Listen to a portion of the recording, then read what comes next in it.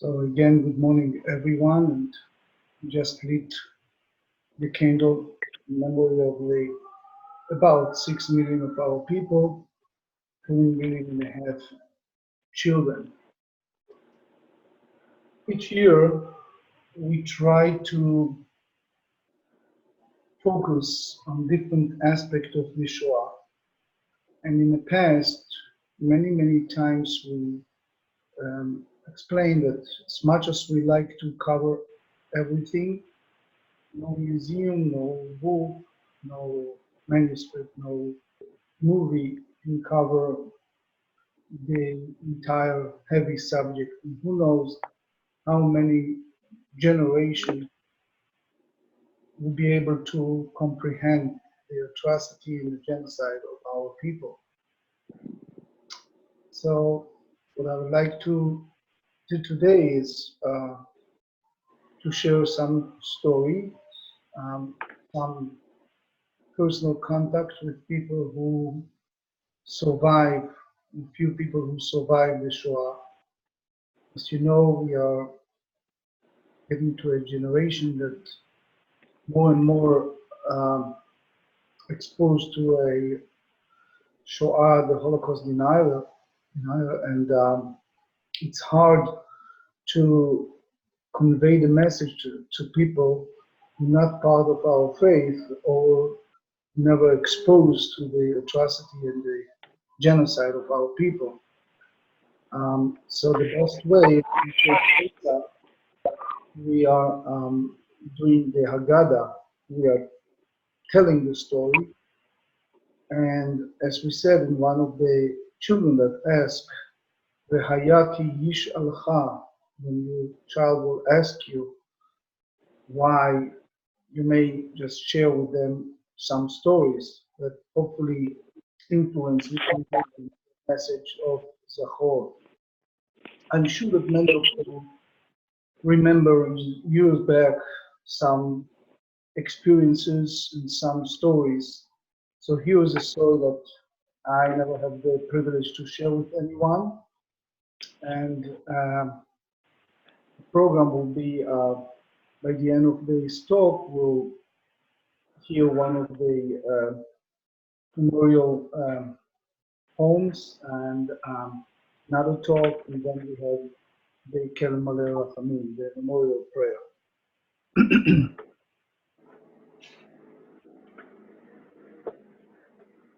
About 50 years ago, looked like yesterday, I was a very skinny child who always refused to eat.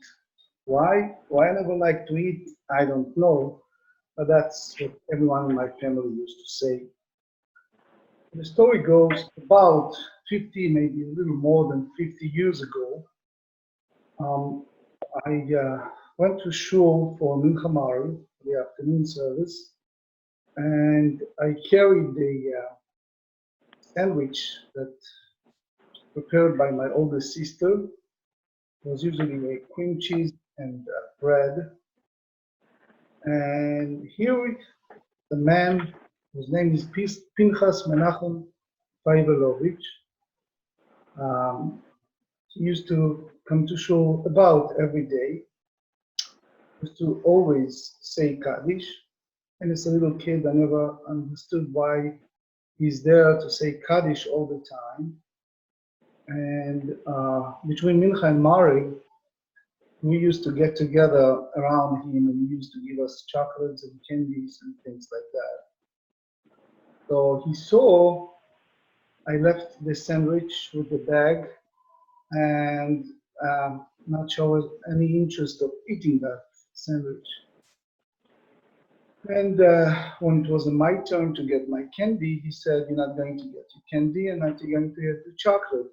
So I was like a good kid, start punching on him and getting angry at him, and said, "How come you gave other kids and you don't give me?"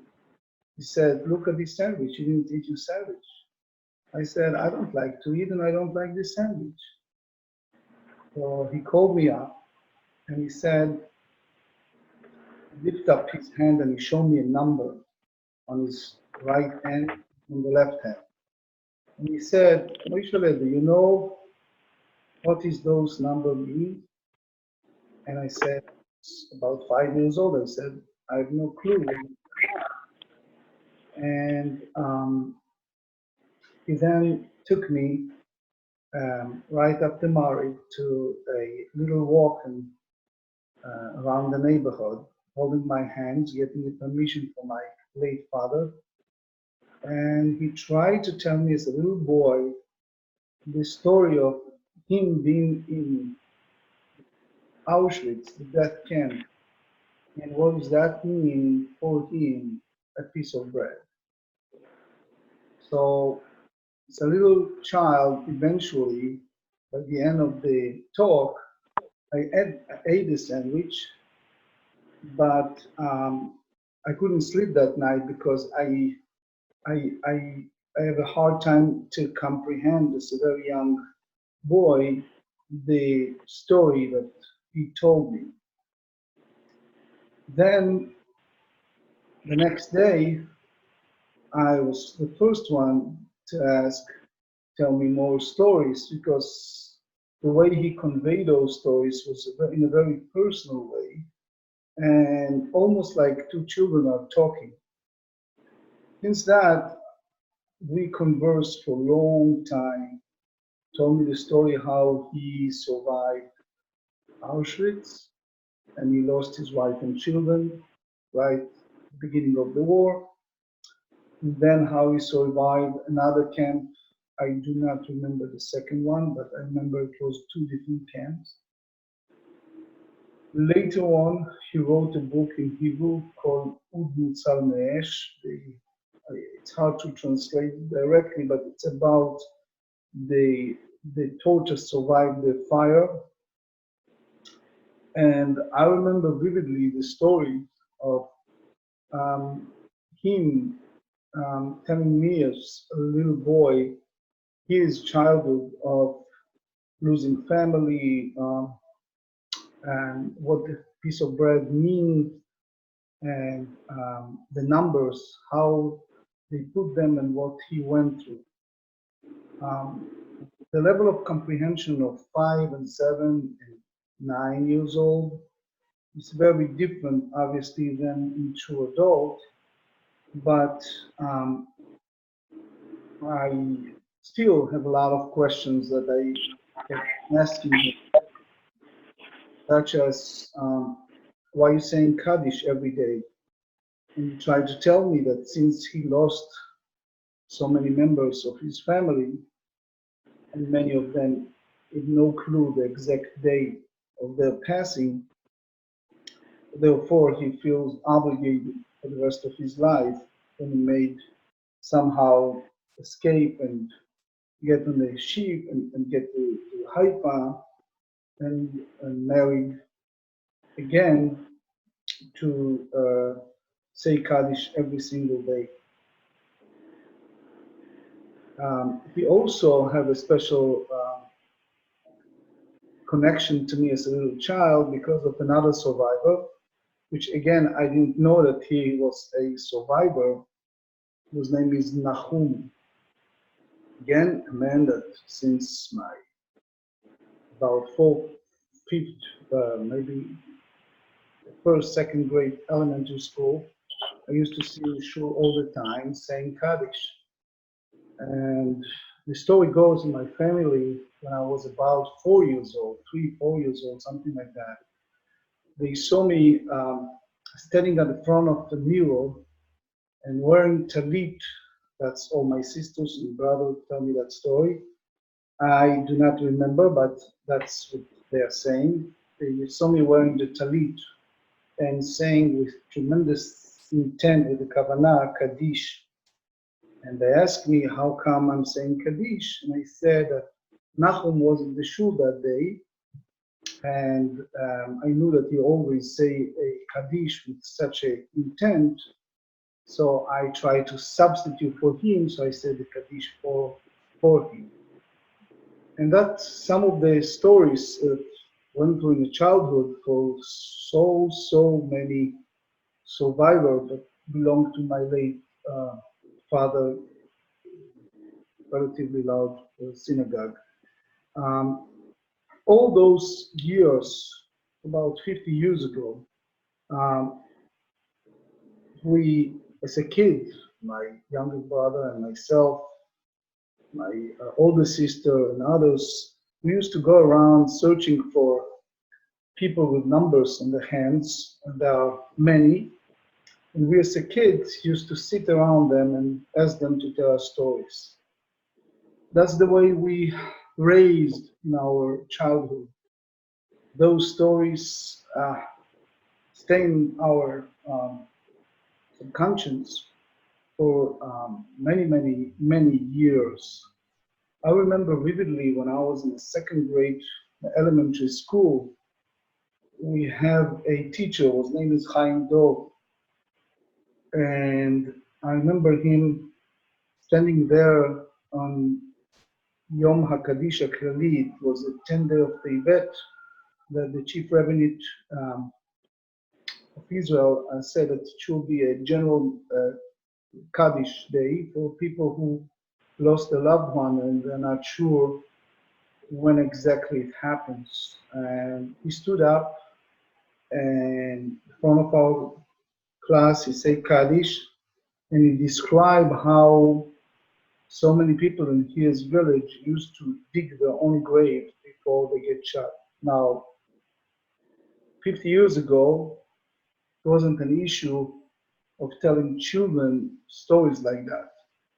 I remember when I got my job in Maryland, it was a year after 9/11, and I asked at that time the principal of the Jewish day school to have some type of service, something in memory of the 9/11, and her answer was, Rabbi, I love to do that, but those children,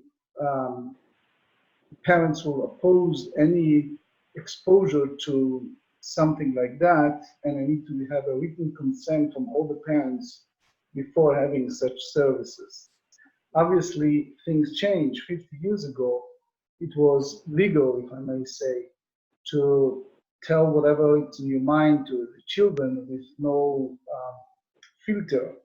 So I say 7 years old, 6, 7, 8 years old, we heard tremendous amount of stories of people who dig their own graves before they get shot. As a little boy, I was not only very hyper and active, but sometimes I was so hyper that the parents used to send me to grandpa, who has his own shul in a city, in Haifa, in a city, and he lost 72 people from his own around family. And again, I left my parents' house in the school. Part of that was because too many traumatic stories that a very sensitive boy is a great effect on me and I'm sure others. And then I end up with my late grandfather, who again, in different ways, keep telling me stories of pre-Shoah and during the Shoah, what happened. One of the stories is the story about the uncle, meaning my grandmother's brother, whose name is Moshe Pinchas Eisen. And he was a spiritual leader and the Hasidic rabbi of a city called Brody.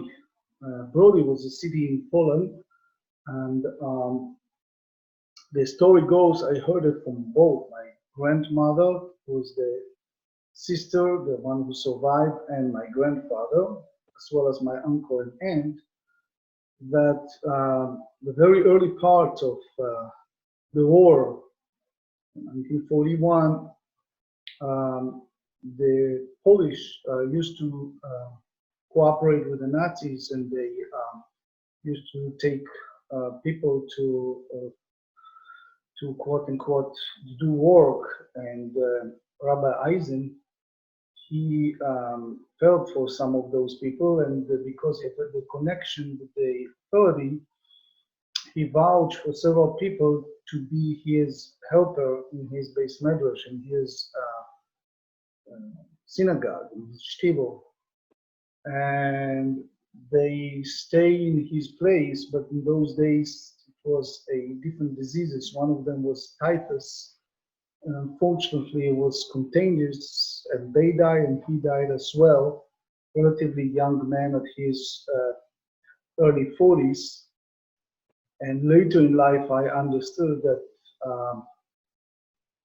my parents called me just Moshe because of that story and because the way he perished.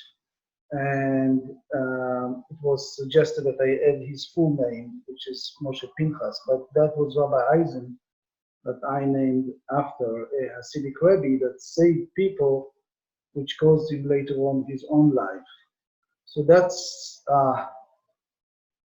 some of those stories. I remember my grandpa used to have me sitting on his lap and sing songs that he said that some of them composed by people who perished, some of them from his village. The CD I made in 2011, it's the entire CD, it's dedicated to those people, and I sang it another way I'm singing usually, but I sang it the way Grandpa used to sing, almost Yiddish, Hebrew, Polish, combination of all together, German a little bit. The songs by people who perished. You can see it on YouTube and other sources. It's available. Those the stories I'm mentioning is just obviously some of stories that I was born and raised. All the time he used to tell me how lucky those Hasidim, those people who followed him, who went to Palestine before the war. Grandpa was, in those years, if I may say, that they used to divided the groups. It was the religious Zionists, it was the people who followed the Boons, people who followed the Agudat Israel. And he used to tell me that they met in Czechoslovakia in those days, in places called Karlsbad, Manusbad. And he was one of the rabbis that said that Hitler is a serious threat and we better leave now. And I remember him as a little kid, very bitter and very disappointed of the Hasidim. He used to tell us that in the Hasidic world, what the Rebbe said goes, and what the Rebbe command, that's the way they should do it. And unfortunately, most of his followers did not listen to him, and he left Poland with a very few. He used to tell me that the minion in his second apartment, which was also a little shtibel, was based on the very few that still believed the Rebbe and followed him. And that caused him to be very disappointed and angry at the people who believe that the phenomena of Hitler, Mahshemo, and others will not be something that caused the lives of people, and there is no need to go to Palestine or leave the country just because of temporary problem. And he left everything, and he and grandma and my two uncle, my aunt are the survivors, and that caused him tremendous anger and disappointment. One of the well-known reasons that he really prohibited my father and my two uncles to be a formal Hasidic rabbis, to wear the shtreimel, the dress, and to behave, to act as a Hasidic rabbi. It's because he was very disappointed over the behavior of the Hasidim at the eve of the Shoah, and by not having them follow his instruction to leave everything and to go elsewhere. And he said to us, as a little boy, I didn't fully comprehend the depth of that, but he said, if that's the Hasidim, so I don't want to be the Rebbe. And we grew up on those painful memories. If time allows later on, I may show you some pictures of that time. If you look at my pictures, I don't know if I have it on Facebook, but in some other internet sources, you see I used to have pages and the way that those little boys, my brother and I, used to walk around, and the survivors used to stop us and say, oh, you remind me my brother who perished, you remind me my uncle, my cousin who perished. And that's the memories that I grew up in my early childhood. And obviously it has a tremendous effect on my upbringing and my extended family. Much later in life, after the service and after I had the privilege to come to America and meet one of my greatest teachers and mentor. His name is Kentor Mari Bertzian. And Kentor Bertzian was in a way survivor. His family, very few of them survived. And he was my teacher, my mentor, my sponsor, and everything. And when you hear me sing Kelma Rachamim on different occasions, some of them you can see on the internet, is the Kelma Rachamim that he told me was written in the concentration camp by someone who did not survive. And I remember him teaching me all the nuances of the Kelma and the way to say it that really reflects the feeling. Then it was another phase of my life. It was the time that I got my first rabbinic job in the late 1996. At that time, the congregation I had the privilege to lead was in large part a European survivor of the Shoah. And it's almost, in some ways, it was a deja vu or some type of feeling of reflection or like the trauma, you see it again and again in different phases. We used to have a fellow, obviously I'm not going to, even no longer among the living, I'm not going to give his name. I always say that he was a well-known builder. He used to have a high-rise building in the city and New Jersey and many other places. And I remember vividly, 1996, 1997, we got after the Shabbat services to the luncheon. And I was standing next to the president of the shul, and he used to tell me, don't look over there, just look elsewhere. And I noticed that this, I don't like to use the word billionaire, but for sure multi-millionaire David, he used to open his little pocket and put in cookies and cakes and candies and all kind of things in kind of imaginations that no one can see it, no one recognize. And obviously the man was extremely well-to-do, but when my family and I used to visit his home, it was like broken table, the house looked like his car, everything was very, not just simple, but very, very old, and he used to speak all the time about starvation.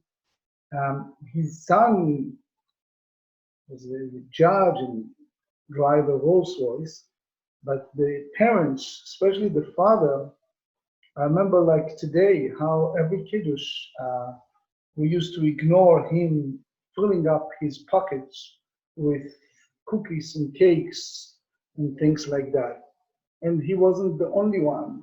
There was another couple that obviously I'm not going to mention the full name, but both of them are no longer among the living, Ruth and Reuben. And I used to visit them from time to time. And she used to take us down in the basement. She was from Russia, and she and her sister was in the attic for, if I'm not mistaken, 2 or something like that years. Never see a light of the day, hidden by a non-Jew.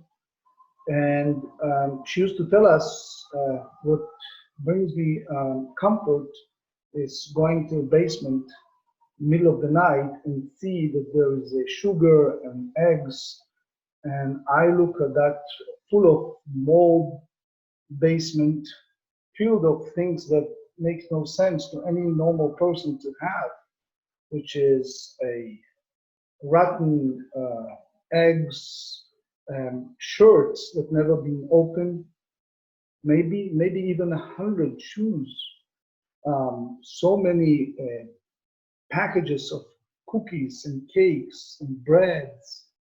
And she used to say, yeah, I wake up in the middle of the night, I'm total petrified in my dreams and my feelings, and I get there sometimes with Reuben, sometimes by myself, sitting there and looking around in the darkness and see all these cookies and cakes and eggs and sugar and oil, and it helps me after an hour or two to come down and be, which she called normal.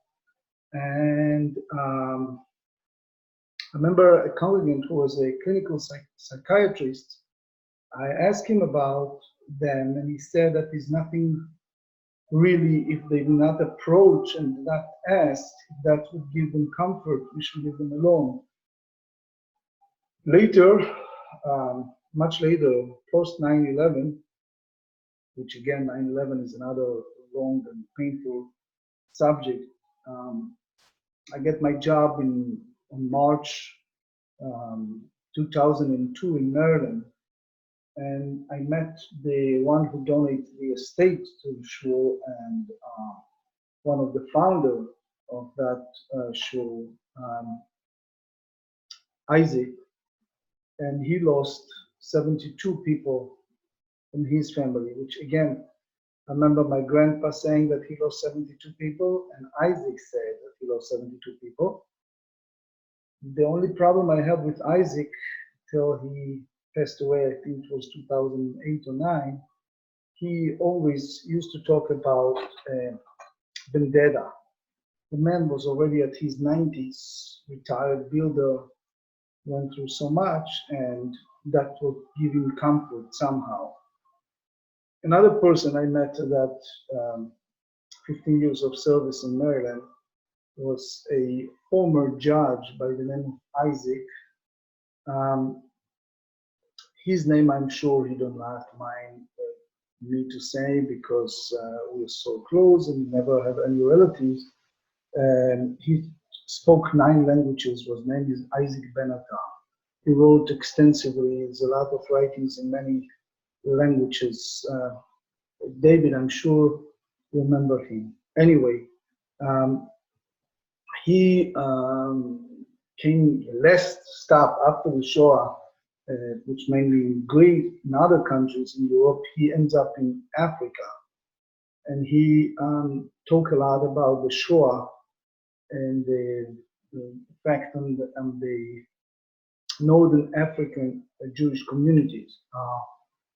Again, very traumatic experiences, a lot of stories. You see in some of his books. I have in my office some of his books. If you want, you're welcome to borrow them. But it's all filled of amazing stories of people, including his own family, that perished, while some of them, like himself, escaped to Africa. It was a great Rebbetzin Rosenblatt, Esther Rosenblatt, who was the Rebbetzin in that congregation.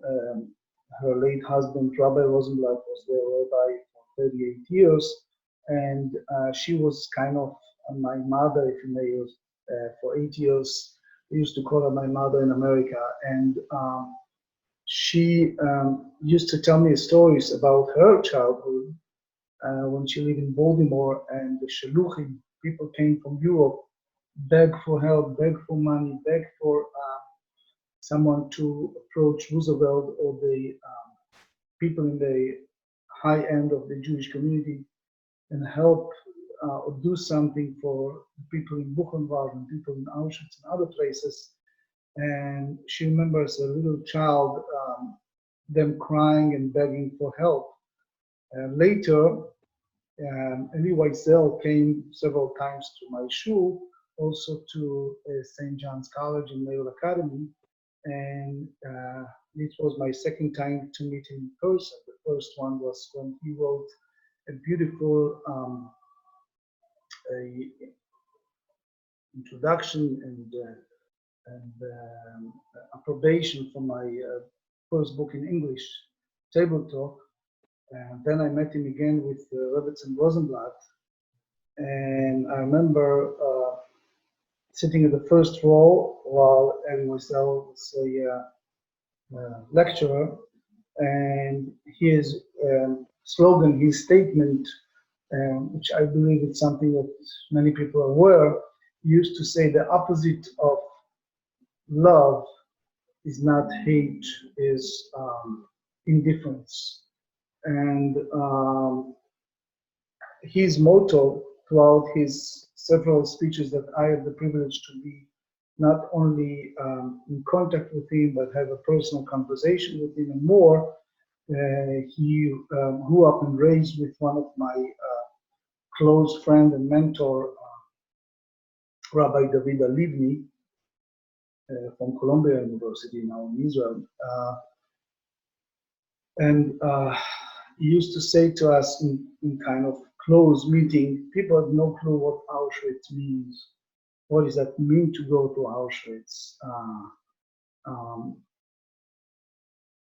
Much later, when I get a job at the university, I taught in several universities in Maryland. So I remember getting one of those classes. As you know, when you're teaching graduate students, then you can choose the topic, or they give you whatever they need, and you pick. When you're teaching undergraduates, they basically pick for you the topic. So one of the subjects I used to teach was a history, world history, art history, and I remember several times I asked the students in my class, about 30, 40 students each time.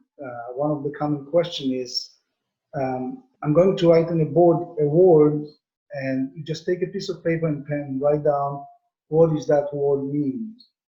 And again, we talk to undergraduate students in more than one course I taught in the several universities in Maryland. And when I wrote the word Auschwitz, to my great dismay and surprise, relatively few know exactly what is the meaning of that word.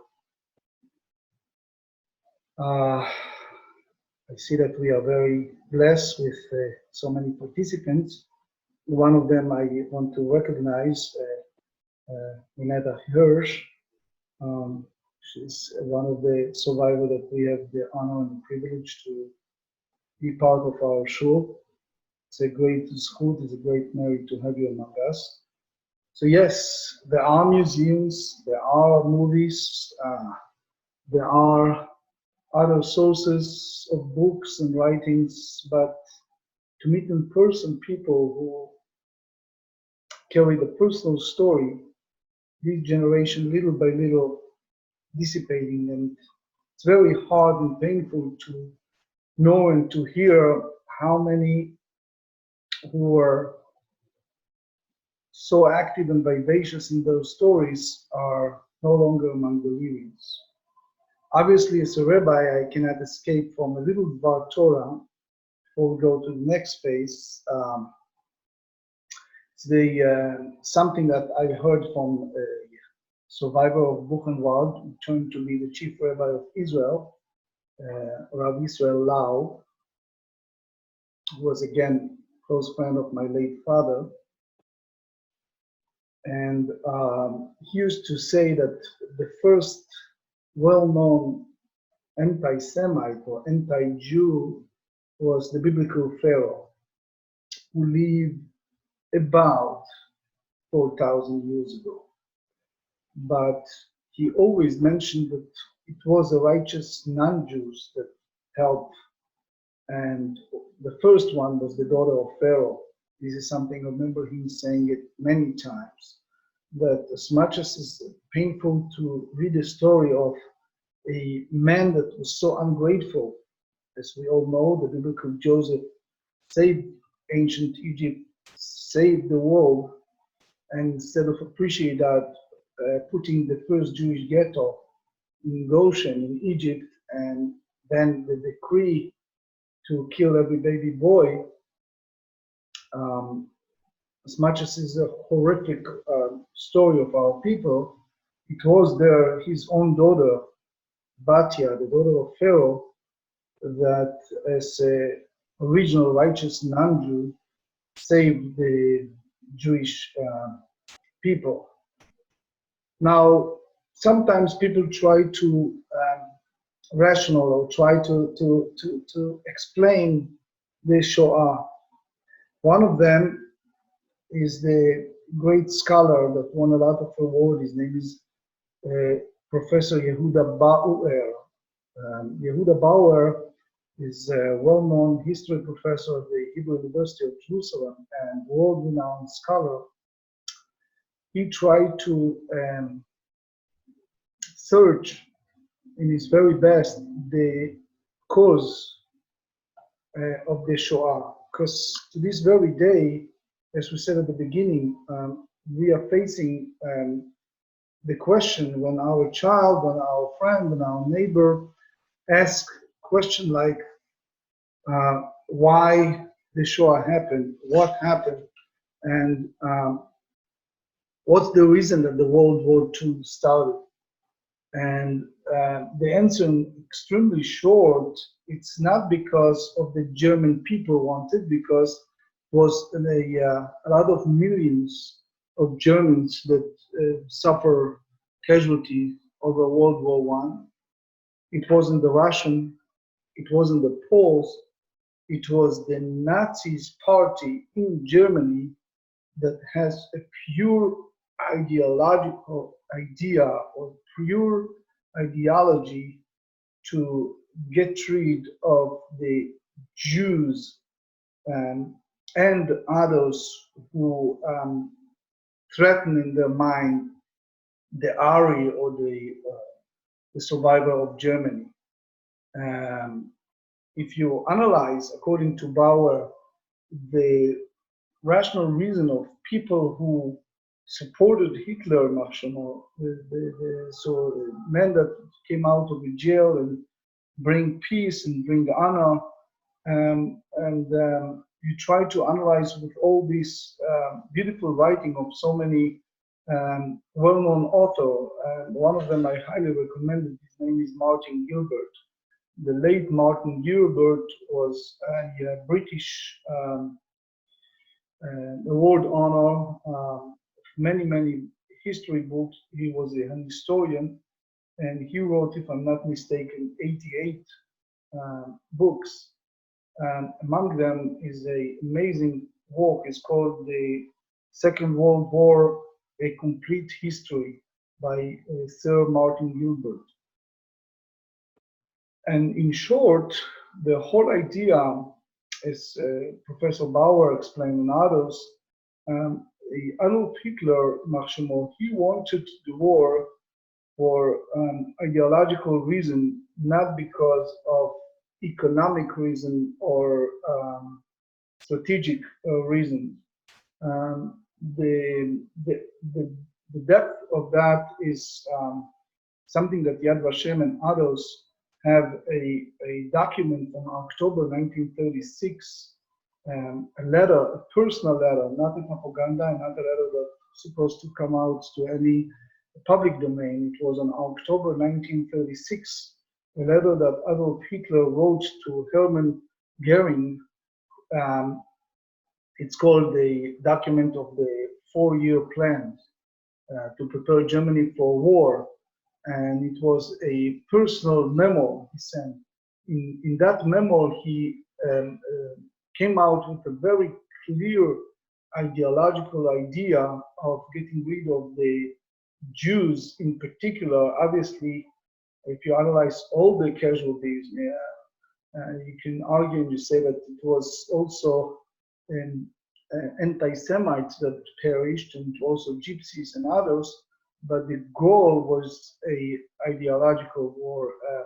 Many historians come out with that conclusion that when it's come to the World War II, it's the key motivation was ideological ideas. Hitler himself, his German was very relatively poor. His education was not the highest. And if you, again, compare his writing and juxtapose it to Mussolini, again, a person in Italy who had very low education, and both of them won the dictatorship. It's the idea of the fascism is the ideology, is the individual is not important. The party and the party goal is to first and foremost getting rid of someone who's different, and particularly the Jew. Obviously, there are many stories, as we said earlier. Spielberg tried to do it with his Schindler List. I think he did a very good job. Ron Lauder, when he visited Auschwitz 2 years ago, he expresses something that I just mentioned to you, which is a great fear with the world of the internet and so much bigotry and so many anti-Semite sentiment. When people ask why and to see the reason why is any difference between anti-Semite of the 2020 and the anti-Semite 80 years ago, you see that is just a modification of the old idea. And the old idea is no matter who you are, what you are, where you are, if you are different, then there is something that we should despise. You hear me saying many times that when the Nazis selected people for the gas chamber, they never checked if you are Reform or Orthodox or conservative or you marry out of faith. The moment you are a Jew, and that's the end of the story. So if Vehayaki Shalcha, when someone asks you, can be a family member, can be a friend, can be anyone, why it happens and why there is so much hate out there. Obviously, the simple reason is that it's an easy scapegoat to blame the Jewish people. But for those who try to say that it's God involved in this, in a sense that how come God allowed the Shoah, or why God did not interfere earlier, or all kind of ideas that people still struggle to explain. I think Elie Wiesel struggled with that a lot in his writings, and many others. It's one of those questions that left up in the air, because I do not think, honestly, that any rabbi or historian or scholar can explain why it ended the way it ended, which was very unexpected, both the nuclear bomb in Japan and the way that the winter hits the German forces when they get to Russia and more, and why with the last one that we have our hope, which is the Russian army, and the Russian all of a sudden became the savior, and why United States government and many others never involved in the early part while they very well know what's going on. Those questions are among questions that we left up in the air with the question marks, unanswered. James Holland was one of the excellent writers of the Shoah and post-Shoah books. In his book, Normandy 44, I'm sure many of you read that book, D-Day and the Epic 77-Day Battle for France. James Holland tried to, again, bring some answers to all those questions, particularly United States involvement and how come they allow such atrocity. But I mentioned earlier, it's one of those questions that no one can give a clear answer. Why they put one group in such a ghettos and originally try to convince them to leave at will, and then forcefully in 38 force people to leave the countries. What they put people in the subhuman condition while we are the people who help those countries is, as I said, is one of those questions that I don't feel anyone can give a clear answer. I'm sure there is much more to talk, and I would like to even take some of the questions, but before that, I would like to share with you one of those songs of hope that you hear it in the world at the Yom Hashoah, and I would like to share it with you.